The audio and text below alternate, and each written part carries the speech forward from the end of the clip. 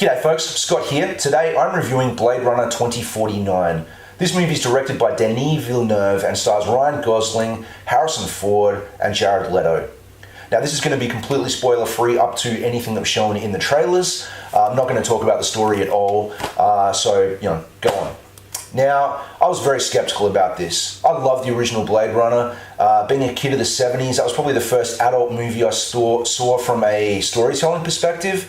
It's a movie that challenges you to think and to interpret, and, it's up to you to make of it what you will. I've kind of met two people throughout my life where it's a very divisive movie. People either love it and want to see it again and again and again to, really absorb what it has to say, or people just find it boring and don't dig it at all and just wanted action. I don't really get that mentality when watching this movie, so either those people went in expecting the wrong thing or it was overhyped because they saw it years later. I really don't know, but if you sit on that side of the fence where you never really dug the first one and you thought it was too long and too talky, you're probably going to feel the same way about the new one, and I'm glad for that. I was very skeptical. I don't like movies messing with my childhood. I don't like unnecessary sequels. And if you'd have asked me a couple of years ago when this came out, what I thought of the fact that, when they started announcing they were making this, what I thought of that, I would have been, no, it doesn't need doing at all. Like, there's no reason to continue the story of the original Blade Runner. It wrapped everything up perfectly and left itself open to interpretation and conversation, which is great. That being said, I'm really glad they made this. I thoroughly enjoyed it. Now, I just last week bought the original Blade Runner in 4K UHD. I might do a series of videos about these 4K things coming up because it's been a mixed bag with quality, but I'll come back to that. So I had it fresh in my mind, and seeing it in this quality like I'd never seen it before, I was ready to be very judgmental when it came to the new one. Now, I guess first and foremost is my primary concern as outside of storytelling was mimicking or not reimagining the look and tone of the original film from a cinematic perspective.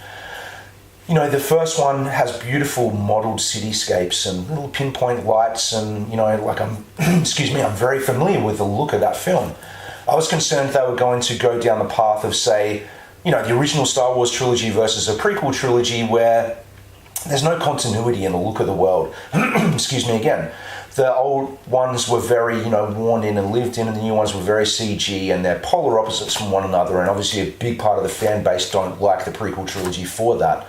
The best news I have to give about this from my perspective in relation to that is the cityscapes in this look the same. They kind of still look like models. Obviously there's wider, grander shots and they're bigger and all, but they don't look all Star Wars and CGI, and I was great for that. There's plenty of new environments you've never seen before, which were fantastic, and there's certainly plenty of use of computer-generated effects, but they weren't overwhelming and they weren't terrible, and I was really, really glad for that. I'm not the biggest Ryan Gosling fan. He was great. Sometimes I'm not the biggest Jared Leto fan either. He was also great. Harrison Ford, to me, in this movie, felt a lot more like he was invested in the job, that he was invested in the material, and that he really gave his all and put in a really amazing performance. Whereas I enjoyed him, with his Han Solo work in Star Wars Episode 7, but I also couldn't throw the feeling that he was there for a final paycheck as well.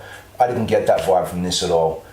This movie is simply gorgeous to look at. The sets, the cinematography, the lighting, the composition, everything is just fantastic. The music is amazing. It's harkens back to that, electronic soundtrack of the original one. It's wonderfully done. Just seeing that world again and seeing those cars and cityscapes and neon corporate marketing and all that was just excellent. But I also love how, just like the original one, a lot of the interiors and sets, especially with the characters who weren't, luxuriously rich, still had that lived-in, shitty furniture, dank kind of quality that our world has, which is a great way to tether us to that experience. Yeah, I really enjoyed it, I think exactly like the original ones, all I'm sort of recalling right now is, obviously I remember the storyline, but I really remember it from a visual perspective.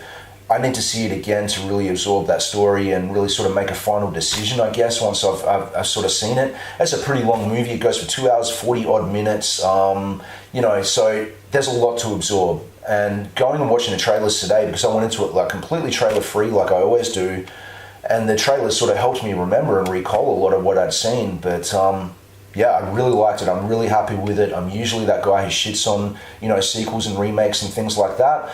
But I just want you to like fall into that category. As if you like Blade Runner, you should have seen it already. If not, please go and see it. There was a lot of talk in the press today about the fact that it didn't make as much money, in its opening weekend as they'd anticipated.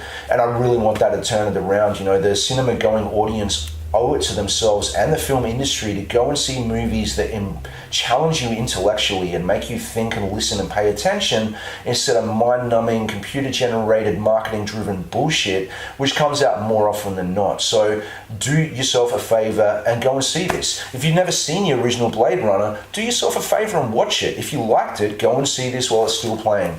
That's really all I've got to say about it. Like, I can't praise it enough for the fact that although I still feel that it was kind of an unnecessary movie to make, it didn't need to be made to complement the older film. Like I said earlier, I'm glad they did because it's great and I'm really happy it exists. I can't wait to see it again.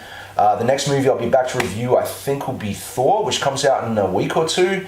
So as always, thanks for watching. Please go and see the movie. Please subscribe to this channel if you haven't already. Share it around with your friends, and thank you for watching. Cheers.